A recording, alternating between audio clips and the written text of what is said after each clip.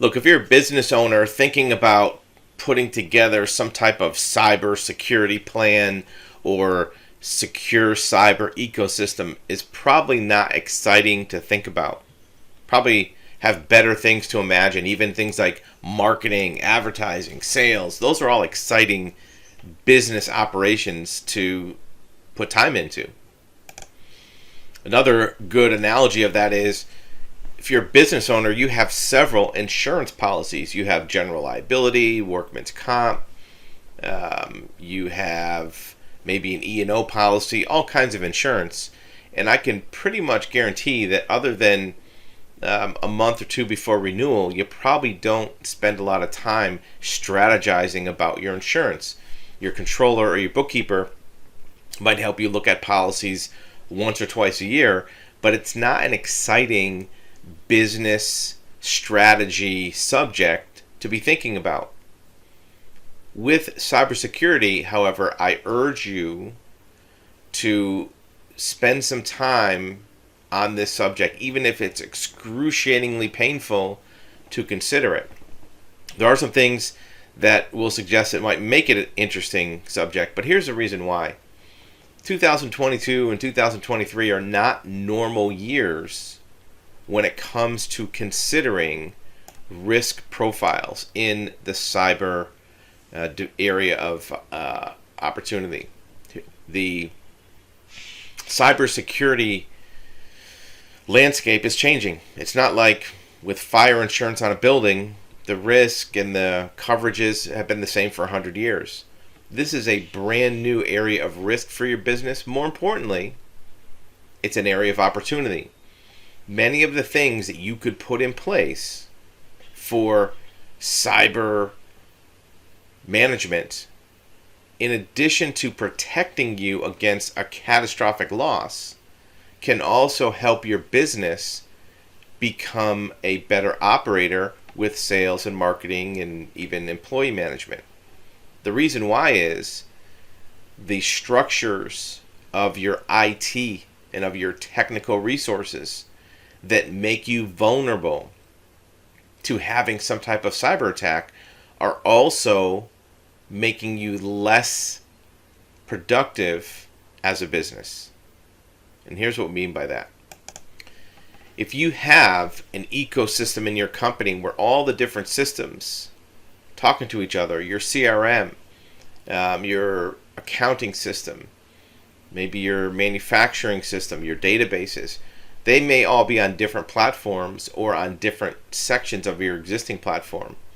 If there is a gap in those connections that would allow a cyber attacker or a hacker or a criminal to get in, that gap is also making it less robust for the different connections to be made, the different areas of your business to interact with each other.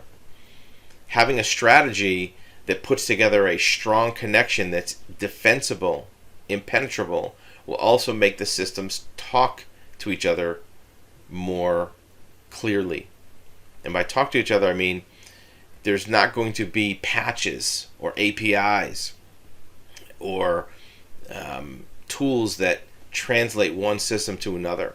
Having those things interwoven in a tight way will actually increase the throughput of your business. And that connection can be improved using three things. First, automation. You don't want to have anybody having to roll up their sleeves and do this every single day as a task. The one thing we need less of in business is tasks. Daily tasks are killers of productivity. You want to have things automated where this happens all by itself. You want to have these also be interoperable, where the different systems, even if they're on different platforms, have a native connection, not a third-party connection that does kind of a translation on the fly between the two. You want to have a native connection. And the last one, most important, is authentication, to where these systems, as they deal with each other, recognize immediately that it's part of your ecosystem and not have to guess that it's an internal or external connection or request. Let's take a look at how that type of robust connection would help with various types of attacks or various types of cyber events.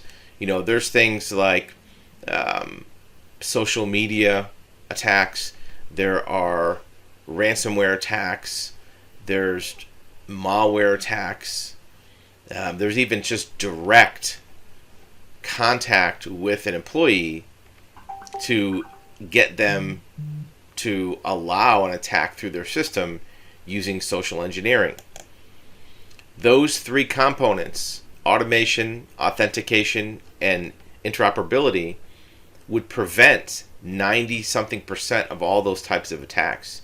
And once a hacker or a cyber criminal tries a couple attempts to get into your business and they see that some of these basic firewalls are there, they're going to move on to an easier target.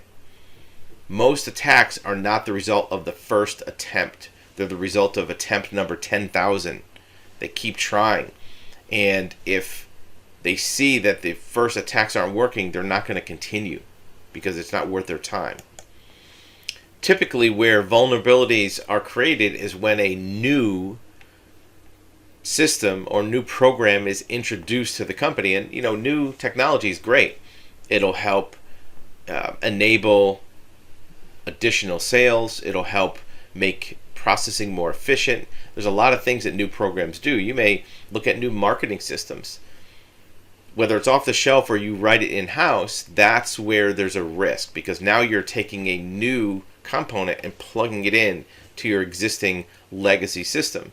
So what happens usually goes something like this. You write that new system, you install it within your existing ecosystem.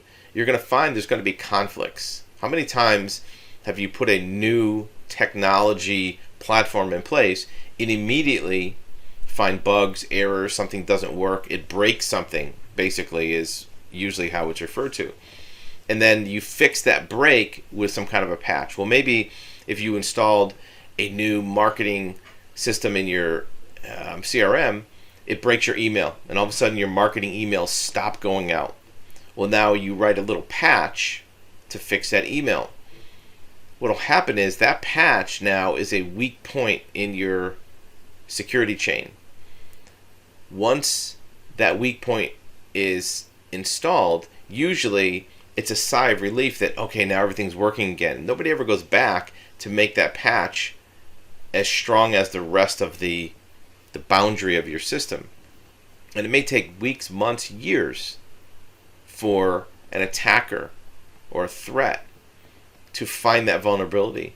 These attackers and these hackers are sending out thousands and thousands of attempts per day all over the world, trying different open points. Once they find one, now they're going to focus on that and use that data to write something specific to dissolve that patch. And then once it's dissolved, you won't notice it right away, because they'll also write their threat vector to keep continuing the operation of that patch. So if that patch fixed the emails going out for marketing, the hack will continue to send the emails out, so you won't try to fix that patch again. It'll just get into your system and now start downloading your customer data, downloading your accounts receivable, maybe finding all the different nodes of your system. They may find, once they're inside, there's another open port that doesn't have a login, maybe through a router or through a Wi-Fi device. And they'll gradually, over days or weeks, build up their infiltration of your system. You won't know this is happening unless you have good observation of your system. And that's another part of the cybersecurity platform, is to have every piece of activity happening on your system be observed and recorded, even if you don't notice it in real time. If you have a person, an IT person, a security person, maybe even an insurance person, looking at your activity logs, even if it's days or weeks later, many times you can find where this infiltration occurred. Many times when we look at the history of a cyber liability attack, we go back through the logs and we found that the first attempt may have been weeks or months before the event occurred. So these are preventable if you have that observation. Sometimes the nature of the events from day one until the catastrophic event is what's called attrition. These are methods that gradually erode or dissolve your network or system. It could be a more blatant attack like a DDoS, denial of service, where it's just putting a lot of traffic on your system to slow it down. It may be something that over time gradually depletes your resources. It ties up your hard drive. It floods your memory. It may even cause physical damage to some devices. But little by little, it erodes that down. And what they're trying to do is erode your security, so when it comes time to do that catastrophic event, your system is already overloaded and you didn't even know it. A system that is already eroded or under stress is less likely to be able to fight off that major attack. It's kind of like in the health of a human body. If you're already kind of run down or tired or malnourished, you're more likely or vulnerable to getting sick, right? So by having your system under threat from these other existing attacks that you don't see, it makes it easier for them to do the kill shot with their ultimate hack. And that hack could be an immediate attack on passwords. It could be spoofing traffic to make it seem like it's an employee accessing versus an outsider. If you catch it early, you'll be able to see these attacks before they happen. That's only going to happen. It's only going to come from observation and analysis of data. Look, a person's not going to be able to read every piece of data report. You have to have some automation of the recognizing of the different traffic. If it's coming from an external IP, if it's coming from an IP overseas, even if it's local, is it a VPN that you're not using? A lot of hackers that are overseas know that your system is going to flag traffic from a foreign country. So they'll use a VPN in the US to infiltrate your system. And you may have employees using a VPN, but is the VPN traffic that's hitting your server the same one that your employees use? That's what you want to look at. Is it the right VPN?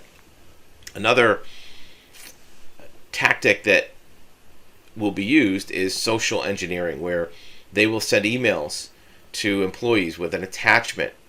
They'll send emails representing a potential client to get marketing information. And they'll have email conversations either with customer service, with sales.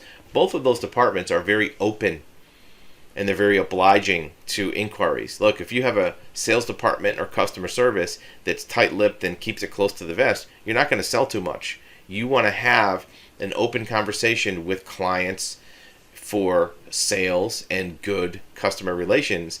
That's where they're going to look first to try to get information. Once they have information, they're going to try to see if they can misuse that by installing maybe unauthorized software. Once they know that you're maybe using a certain CRM, they might send a patch that says, hey, we need to update your CRM, whatever it is, bestcrm.org, whatever your CRM is. And now that they know which one you're using, they can send you an email that looks like it's a patch or an update for that system, which will now render your system open and vulnerable. Once they know maybe the names of some of your vendors or accreditation or even employees' names, they can use it to remove information from your server because now they have some inside information. Once they see the landscape of your company, they're going to come up with a battle plan and they're going to attack multiple sides of your technical landscape at once. The cyber attack won't come in one place. It's going to come from multiple locations. The way you prevent that is what's called CyberSecurity assurance. And it's a framework of your infrastructure that will recognize patterns of activity that are not normal. They're not typical. And there are standards for this.